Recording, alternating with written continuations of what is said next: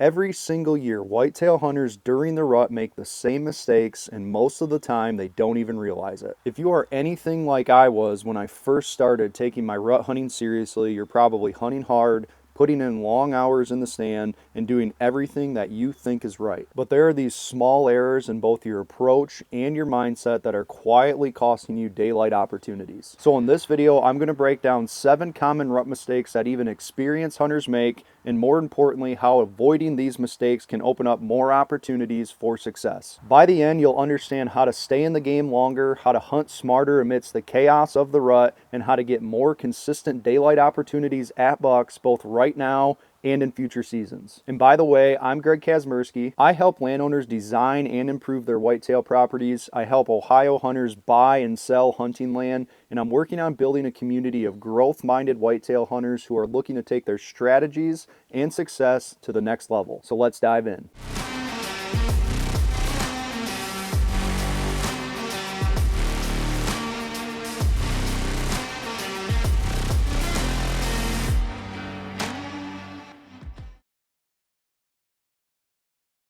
Now, just like everything else in life, I truly believe that mindset is everything. And during the rut, a negative mindset can kill your hunt much faster than a bad wind or poor access ever will. I'm a huge believer that the energy that you put out there attracts what comes into your life, and with deer hunting, it's no different. When you start to let things like frustration and doubt take over your mindset, you're going to start rushing your decisions, losing confidence in your setups, and taking yourself right out of the game when it matters the most. And I get it, it's much easier said than done. We all know that you can't scroll through social media in November without seeing a bunch of grip and grin photos. Meanwhile, you're sitting in the stand wondering if you're even in the right spot. The hours continue to drag on, and the only thing that you've seen is a few squirrels chasing each other around. But here's the thing, the rut can flip in an instant. That one moment when you're ready to call it a day can be the exact moment the buck you've been waiting for steps out of the thicket. The hunters who are able to stay positive, engaged in the hunt, and focus through the slow parts of the rut are the ones who consistently capitalize when the window opens. Visualize a good outcome, believe that it can happen at any second, and hunt like it's about to, because the second that you stop believing it's going to happen,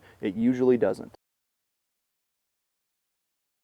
Now, one of the biggest mindset traps during the rut is hunting the bucks instead of hunting the does. It sounds simple, maybe even obvious, but every single year, hunters make this mistake. They go all in on where they think that a specific buck might be hanging out instead of focusing on where the does are spending most of their time. Now, sure, there are some hunters that can pull this off, but I can promise you that they have spent a considerable amount of time learning that buck's habits and understand his patterns almost down to the hour. But for most hunters, especially if you're hunting new ground or you're working with limited time, focusing on those does is going to be your best opportunity, because if you're not around the does, you're not around the bucks. And I used to make this mistake all of the time. I'd bounce from spot to spot chasing a single buck based on a random trail camera picture or some sign that got me fired up. Meanwhile, that buck was 2 ridges over checking doe groups. Once I started building my rut plan around doe groups instead of individual bucks, everything changed. The deer movement started coming to me instead of me chasing the deer movement. I finally understood why certain terrain features would stay hot, and I stopped wasting sits and dead zones. Now here's the bottom line. The bucks are only there because the does are. If you find where the does feel most comfortable, where they bed, where they feed, and where they travel naturally,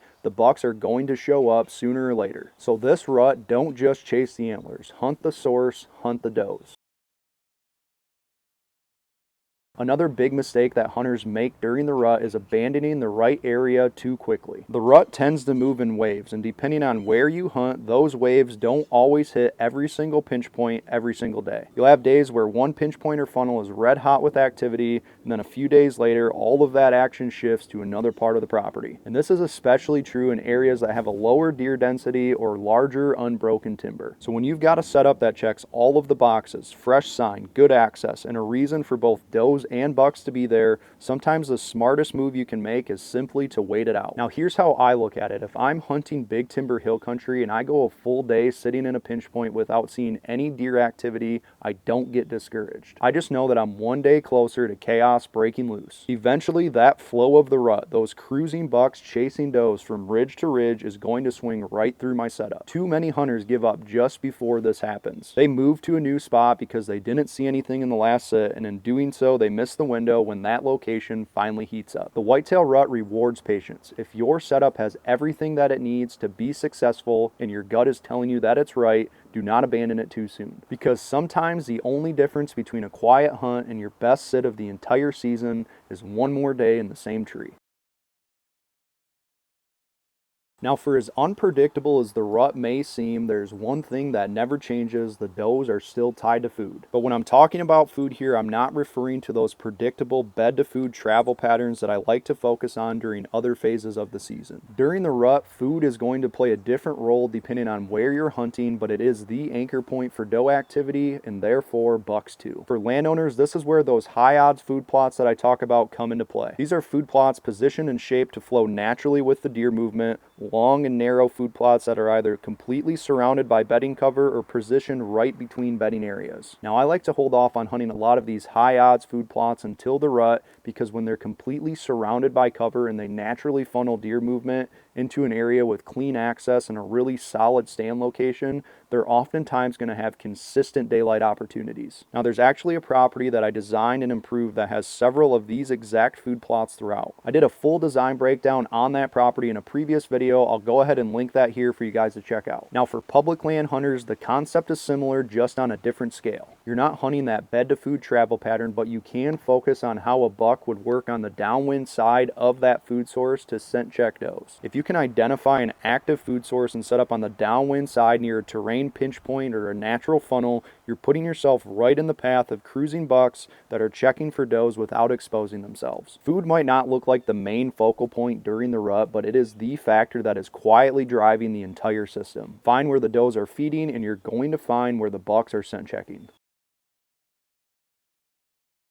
Now, another mistake that hunters make during the rut is not checking their intel. It's so easy to get caught up in the moment. You're walking through the woods, finding a bunch of fresh rubs and scrapes. Deer are showing up in places and at times that they normally wouldn't, and it feels like something could happen at any second. But that chaos of the rut can make things blur together extremely fast. If you're not making mental notes, or better yet, logging actual notes, you're missing out on valuable data that can completely reshape how you scout next season and even how you hunt the rest of this one. Here's why that matters. Every single time that you find a promising area that you don't end up hunting, it's not a wasted observation, it's a clue. It's either potential for a future setup or another piece of the puzzle that's going to lead you to the right setup somewhere else. Maybe the wind wasn't right or the access isn't clean enough to hunt that spot today, but those spots deserve a second look when you have the time to slow down and really break them down in the off season. That is exactly how you start connecting the dots year after year. And here's a quick little bonus tip. When you come across a location that feels close but not quite ready, hang a trail camera. That is going to let you collect valuable intel on how much activity that area actually gets through the rest of that season and gives you hard evidence when you revisit later. When you start to track rut intel, it's how you turn random encounters into repeatable patterns. Because the more you document what happens right now, the fewer surprises you'll have in future seasons.